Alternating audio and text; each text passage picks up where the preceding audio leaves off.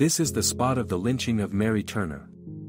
In southern Georgia during the early spring, on the evening of May 16, 1918, a white plantation owner by the name of Hampton Smith was found murdered by the age of 25. Smith was known for abusing and beating his workers, and for bailing people out of jail, and having them work off their debt in his fields. Immediately drawing an angry crowd, the plantation workers of Hampton's property, also known as Old Joy's Place, were targeted at once. Within the list of 13 suspects was a man named Hayes Turner. Born in 1892, Hayes Turner was a 19-year-old farm laborer who was married to a young woman named Mary Hattie Graham. Taking her married name of Turner, Mary was 8 months pregnant at the time of Hampton Smith's killing, and the couple knew all too well about the dangers they now face for simply being black. Within just 3 days of Smith's untimely death, Hayes Turner was one of many who were captured by police and arrested as a suspect. Little did Turner know that a plantation worker named Sidney Johnson was already being looked at as the main suspect, not Turner. Sidney Johnson, a black man working to pay a legal fee for rolling dice, confessed to killing Mr. Smith during a quarrel about being overworked. Police officers killed Mr. Johnson in a shootout. Hayes Turner was questioned and kept in county jail for further investigation. That was until the sheriff decided Turner might be more safe from the town's angry mob if he was taken to a neighboring city and held in custody there. County Sheriff Wade, who was accompanied by a court clerk, removed Hayes from his cell and headed toward the town of Quitman. Hayes never made it.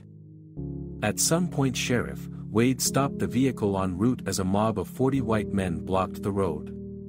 They snatched the prisoner out of the vehicle and handcuffed Turner was led into the woods where he was hung by the neck in a tree.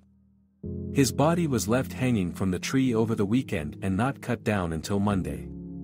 When it was finally cut down and his corpse was buried no more than 50 feet from the tree where he was murdered. Already distraught over the arrest of her husband while she was pregnant and close to her delivery date, Hayes Turner's wife Mary was traumatized the following day when she heard her husband had been lynched. Without a doubt, Mary knew that the persons responsible hid their acts behind the shine of a sheriff's badge, and in her despair, 19-year-old and 8 months pregnant Turner publicly denied that her husband had anything to do with the murder of Hampton Smith. She demanded that those responsible for her 19-year-old husband's brutal murder be charged with that crime. She denied that her husband had been involved in Smith's killing, and threatened to have members of the mob arrested. Enraged by this, the mob turned against her, determined to teach her a lesson. Although she fled, Mary Turner was captured at noon on May 19, one day after the lynching of her husband. The crowd showed no mercy as they put their deranged plan into action. First, the crowd of white mobsters took her to the bank in Brooks County near Folsom Bridge. A tree hung just over the water on the banks, and that's where they decided to throw their rope. Mary Turner was tied and hung upside down by the ankles, her clothes soaked with gasoline, and burned from her body. Her belly was slit open with a knife like those used in splitting hogs. Her unborn babe fell to the ground and gave 2 feeble cries. Its head was crushed by a member of the mob with his heel, and the crowd shot hundreds of bullets into Turner's body. Mary Turner was cut down and buried with her child near the tree, with a whiskey bottle marking the grave.